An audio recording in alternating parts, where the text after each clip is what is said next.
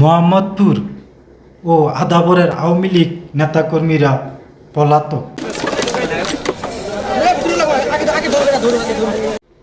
5 August Sheikh Hasina সরকারের পতনের পর রাজধানীর মোহাম্মদপুর আদাবর এলাকার আওয়ামী লীগ, যুবলীগ, ছাত্রলীগ সহ অঙ্গ সংগঠনের সব নেতাকর্মী পলাতক রয়েছেন। জসিম, তারপর হচ্ছে জনি, টিপু, মৃদুল, এদের রুমগুলো আমরা সার্চ করছি।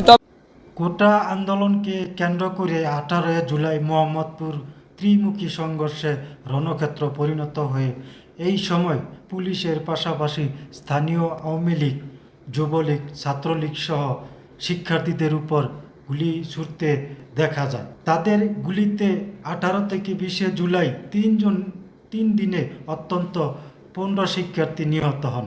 এবং আপনারা যদি সায়েন্স ল্যাবের ফুটেজগুলো দেখতে পারেন, সায়েন্স ল্যাব পরে 3 ও 4 আগস্ট মোহাম্মদপুর বাস স্ট্যান্ড এলাকায় তারা গুলি চালিয়ে শিক্ষার্থীদের হত্যা করে চলে গেছেন বলে স্থানীয়রা জানান।